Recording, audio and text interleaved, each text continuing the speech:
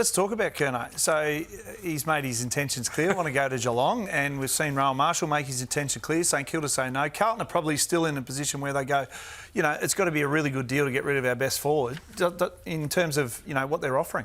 Oh, 100%. I mean, to me now it smells more Sydney than Geelong. We love the 3 first rounders. It was a sexy topic yesterday. And then you go, hang on, it's like I've bought a house that looked good on the internet and you get there and there's high-rises all around it. I mean, that's what those 3 first rounders were. They were It looks like lamb. in the It's actually mutton, isn't it? Yeah, the 3 first rounders will end up being picked in the 20s most likely. And everyone knew that, but it was a nice, sexy thing for them to go, here's 3 first rounders. And that's all they can afford to really offer Geelong. So they've given their best crack, it feels like. Then if you pivot to Sydney, you hear Will Hayward getting mentioned, even talking about it.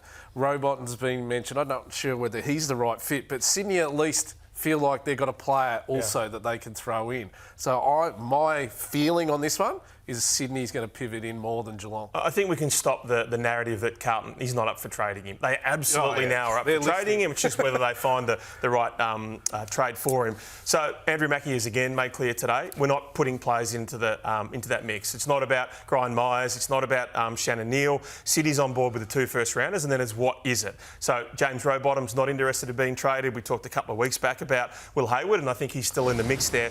Joel Amartey's been told in the last 3 days, it's not going to be you. Don't worry, we're not trading you as part of that deal there as well. Will Hayward's a complementary piece, but he's not a star. So, I just keep thinking to myself that Carlton knows this guy's a generational player and they bring in some bit parts players and some role players and some later draft picks. It still could fall in a heap for them. Well, Ben Ainsworth goes to the Blues and Corey Durden goes to Port Adelaide. So from a Blues perspective, they've got to improve their list or make a decision. Charlie leaves, we rebuild, or Charlie stays. Joey, from a forward line, when you look at the Blues, if Charlie leaves, what does it look like? Yeah. And are you confident in they can kick a winning score, or Michael Voss has got something up in his front half? Yeah, well, no doubt it's going to be a massive hole, but maybe, you know, if they decide to let him go, we know they are going to refresh their list a little bit. They're going to make some changes, take us a couple of steps back to go forward. And we see that Ben Ainsworth's come. There's no doubt they needed to address the small forward role or those high half forwards that they've lacked. So that's an addition. But if you take a look at, we had a bit of a look at what Carlton's forward line will look like without Charlie Curnow next year. And it is going to be a transition. They're going to have Harry Mackay, who did win a Coleman without Charlie Curnow in 2021. They are going to rely on some of the young talent coming forward. So Ashton Moyer has shown some signs they're going to put more faith in him. Brodie Kemp was one who played forward before he got injured in round 5. He kicked 5 goals in that round 3 game against the Western Bulldogs. They've got young Hudson O'Keefe, who played late in the season, who might be that second ruck forward that, you know, he's still pretty raw in his development, but took 8 contested marks in 5 games. And then you've got, you know, a lot of guys that are on the periphery with their small forward lot and some half forwards. So guys that didn't play this year, you know, Cottrell and Frankie Evans showed some bit. But yeah, there's a bit of depth there, but not a lot of star quality. You're pushing pretty hard to be glass half full on that one. I don't think any of the top 8 sides are quaking at their boots playing in that one. Look, I agree. I think Hudson O'Keefe looked really good. Ashton Moore at times there. Look, Ainsworth's just a nice goal-a-game player. In fact, I think he's played 150 games in his 158 goals in 137 games.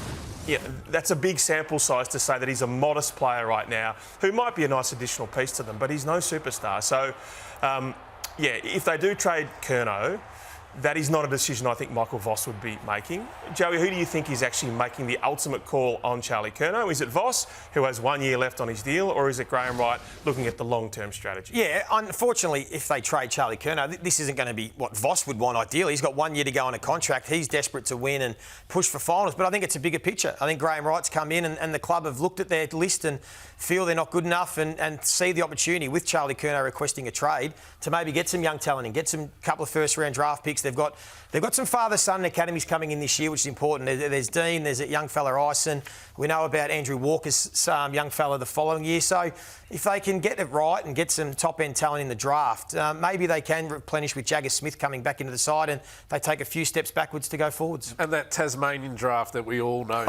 So if you're going to do it now, you've got to get it now, you've got to get him in the next 2 years, make it happen before Tassie comes in and it drifts away. Yeah, the issue for me is that Harry Mackay is not Jack Crisp. You know, he doesn't just churn out 23-game seasons. So, look, I think he averaged 20 games across the previous 4 years, and then he only played 12 this year. So he's got the concussion issues. He's had a couple of those now. He's had the knee surgery. We know he's been really open and missed a couple of games with mental health and was amazing with that kind of stuff in terms of his transparency. But, you know, he's not the bloke there that you go, we just pencil him in for 60 and we've got an elite small forward who will kick 40 Because No. let's face it, Jesse Motlop is not yet that elite small forward. So they've got that many holes, and if you take Curnow out of that, it's a chasm there. That's the real concern for me. Yeah, 100%. And there's a big gap between Harry Mackay's best and what he could do, and we've seen him kick 7 and look like a superstar, and then we know that the unreliability is still there with him at times. So does he thrive? He's got that personality. I'm the man. I'm not sure it's my forward line, get away. He likes to have help.